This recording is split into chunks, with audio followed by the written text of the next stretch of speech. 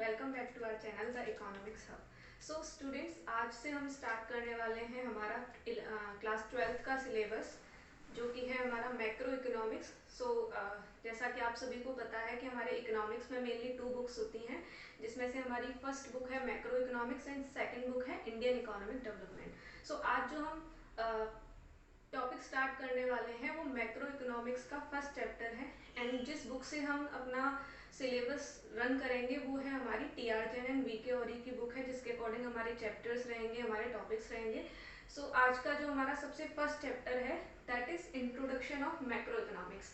क्योंकि हम क्या करने वाले हैं, पूरी मैक्रो इकोनॉमिक्स की पूरी बुक जो है हम इस क्लास 12th में डिस्कस करने वाले हैं। तो उसको डिस्कस करने से पहले सबसे पहले तो हमको ये पता होना चाहिए कि मैक्रो इकोनॉमिक्स होता क्या है। जब तक हमको मैक्रो इकोनॉमिक्स का कॉन्सेप्ट, उसका इंट्रोडक्शन नहीं समझ में आएगा, तब तक हम आगे की चीज़ों को इजीली अंडरस्टैंड नहीं कर पाएंगे। आज की जो हमारी वीडियो है वो बहुत ही ज़्यादा बेसिक रहने वाली है। यहाँ पे हम मेनली इंट्रोडक्शन डिस्कस करेंगे मैक्रो इकोनॉमिक्स का, कि मैक्रो इकोनॉमिक्स क्या होता है, थोड़े वाइडर कॉन्सेप्ट में इसको पढ़ेंगे। और फिर जैसा कि आप सभी को याद होगा कि 11th में हमने एक और इकोनॉमिक्स पढ़ा था, दैट इज माइक्रो इकोनॉमिक्स। तो हम यहाँ देखेंगे कि माइक्रो इकोनॉमिक्स कैसे मैक्रो इकोनॉमिक्स से डिफरेंट है। बिकॉज ऑब्वियसली अगर हम इसको अलग बुक में पढ़ रहे हैं, यानी कुछ ना कुछ डिफरेंसेस हैं। और क्या डिफरेंसेस हैं आपको थोड़े बहुत याद होंगे, क्योंकि क्लास 11th में हम ऑलरेडी इस चीज़ को डिस्कस कर चुके हैं। स्टार्ट करते हैं हम अपना जो टॉपिक है, that is introduction of macro economics. सबसे पहला जो हमारा इसमें पॉइंट आएगा that is meaning of macro economics, यानी मैक्रो इकोनॉमिक्स की मीनिंग क्या होती है।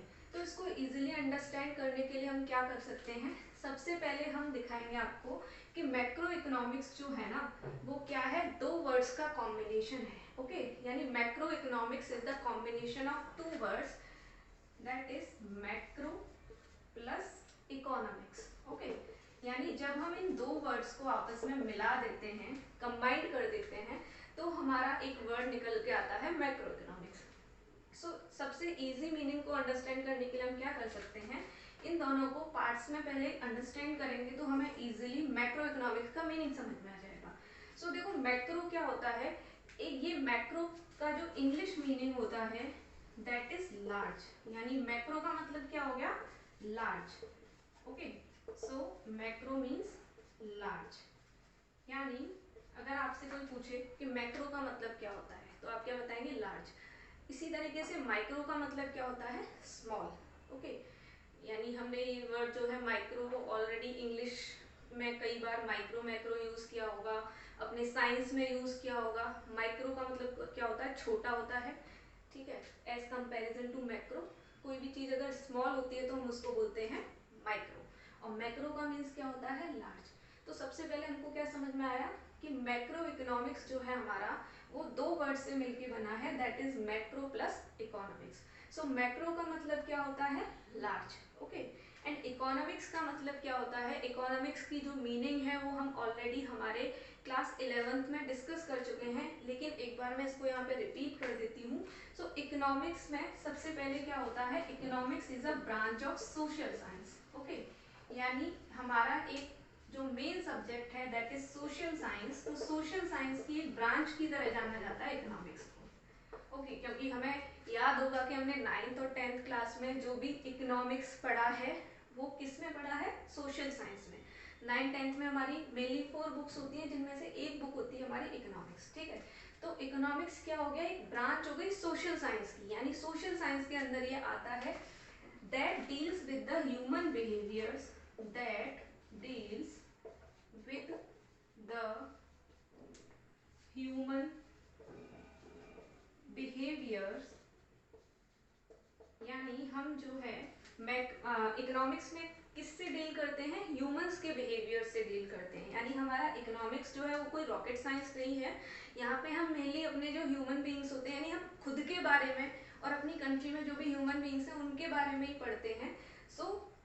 Economics deals with the human behaviours. अब ह्यूमन बिहेवियर का ये नहीं कि नॉर्मल जो हमारा बिहेवियर होता है कि इंसान कैसे चल रहा है, कैसे खा रहा है, या कैसे अपनी लाइफ स्पेंड कर रहा है, वो बिहेवियर हमको यहाँ पे नहीं पढ़ना। यहाँ पे हमको कौन सा बिहेवियर पढ़ना है, तो क्या आएगा, that deals with the human behaviour related to, यानी यहाँ पे हमको कौन सा ह्यूमन बिहेवियर पढ़ना है, रिलेटेड टू प्रोडक्शन, यानी हमको यहाँ पे प्रोडक्शन के बारे में पढ़ना है इकोनॉमिक्स में कि प्रोडक्शन कैसे होता है। ठीक है, आपको आई होप ये सारी मीनिंग्स पता होगी प्रोडक्शन क्या होता है। अगर नहीं पता तो मैं इसको बिल्कुल सिंपल वे में बता देती हूँ कि जब भी हम किसी भी रॉ मटेरियल को कन्वर्ट करते हैं किसी भी फिनिश्ड गुड्स में, ठीक है, यानी हम अपनी डेली लाइफ में जो भी गुड्स यूज करते हैं ऑब्वियसली इनका कहीं ना कहीं प्रोडक्शन हुआ है। अब प्रोडक्शन किससे हुआ है? किसी रॉ मटेरियल से हुआ है। तो जब भी हम किसी रॉ मटेरियल को कन्वर्ट करते हैं फिनिश्ड गुड्स में तो उस प्रोसेस को हम बोलते हैं प्रोडक्शन। तो ये इकोनॉमिक्स जो है वो क्या पढ़ रहा है? ह्यूमन बिहेवियर्स के बारे में हमको बता रहा है, जो कि किससे रिलेटेड है? प्रोडक्शन से रिलेटेड है। उसके बाद कंजप्शन से रिलेटेड है। ये सारी हमारी क्या होती हैं? इकोनॉमिक एक्टिविटीज होती हैं। इकोनॉमिक एक्टिविटीज का मतलब जो हम मनी अर्न करने के लिए करते हैं। ये सारे कॉन्सेप्ट जो हैं आपके 11th क्लास के हैं एंड आपको ऑब्वियसली ये चीज़ें पता होंगी क्योंकि अभी आप 12th में हो। तो प्रोडक्शन हो गया, कंजप्शन, ये क्या हो गई? हमारी इकोनॉमिक एक्टिविटीज हो गई। तो प्रोडक्शन मैंने आपको बता दिया। प्रोडक्शन क्या होता है कि जब हम किसी भी रॉ मटेरियल को कन्वर्ट करते हैं किसमें? फिनिश्ड गुड्स में, तो उसको हम बोलते हैं प्रोडक्शन। अब अगर आप कंजप्शन की बात करें तो कंजप्शन क्या होगा?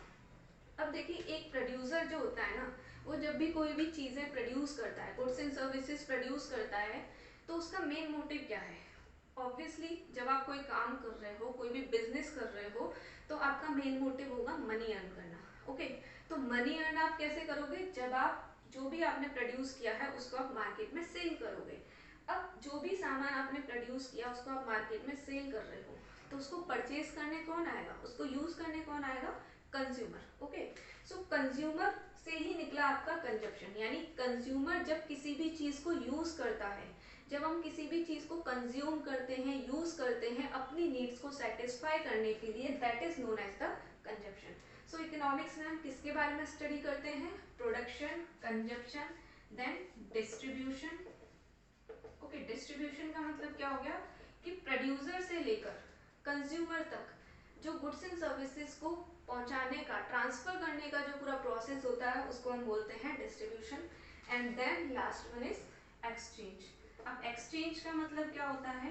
देखिए, जब भी आप मार्केट में कोई भी चीज परचेज करने जाते हैं, कोई भी चीज खरीदने जाते हैं, सपोज करिए आप शॉप पे गए, आपको बिस्किट का पैकेट खरीदना है, तो ऑब्वियसली आपको जब बिस्किट का पैकेट आप खरीदेंगे तो उसके बदले में आपको क्या देना पड़ेगा? मनी।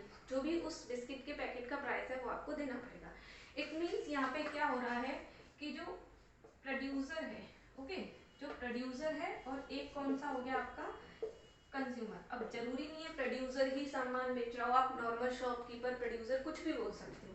तो जब प्रोड्यूसर क्या कर रहा है या शॉपकीपर क्या कर रहा है? आपको दे रहा है गुड्स, है ना, गुड्स यानी कमोडिटीज, सामान दे रहा है, और आप उसको उसके बदले में क्या दे रहे हो? मनी। तो ये जो प्रोसेस हो गई, इस प्रोसेस को हम क्या बोलेंगे? Exchange. Okay, so I hope समझ में आ गया होगा कि इकोनॉमिक्स मेनली किस चीज को डील करता है। इकोनॉमिक्स हमारे जो ह्यूमन बिहेवियर्स होते हैं इकोनॉमिक एक्टिविटीज को लेकर, like production, consumption, distribution, exchange etcetera. तो इन चीजों को लेकर कि हम कितना प्रोड्यूस करें। प्रोड्यूसर के माइंड में बहुत सारे क्वेश्चंस होते हैं प्रोडक्शन करते टाइम कि उसको कौन सी चीजें प्रोड्यूस करनी है, कितनी प्रोड्यूस करनी है और कैसे प्रोड्यूस करनी है। ये सारी चीजें आप 11th क्लास में पढ़ चुके हो। तो प्रोडक्शन से रिलेटेड आपका ह्यूमन बिहेवियर, कंजप्शन से रिलेटेड कि आप कौन सी चीज को कंज्यूम करोगे, कितना अपना मनी उस चीज को कंज्यूम करने में लगाओगे, ठीक है।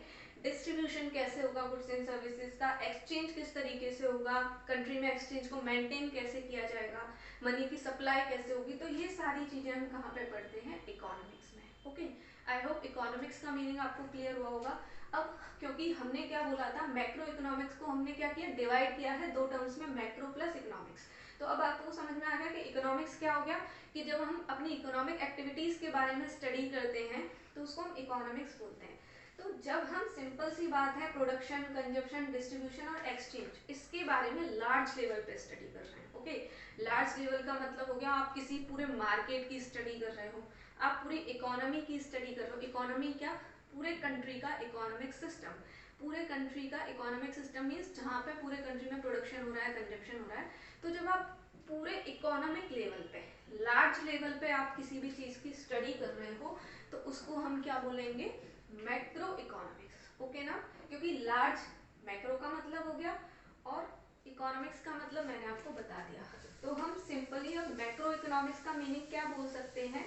Macro economics is the economics in which we study different type of human behaviours in a large level. यानी जब हम जो भी हमारे डिफरेंट ह्यूमन बिहेवियर्स होते हैं, कंजप्शन से रिलेटेड, प्रोडक्शन से रिलेटेड, आपके एक्सचेंज से रिलेटेड, तो जब हम इनको लार्ज लेवल पे स्टडी करते हैं, ओके, बड़े लेवल पर स्टडी करते हैं, तो उसको हम क्या बोलते हैं? Macro economics.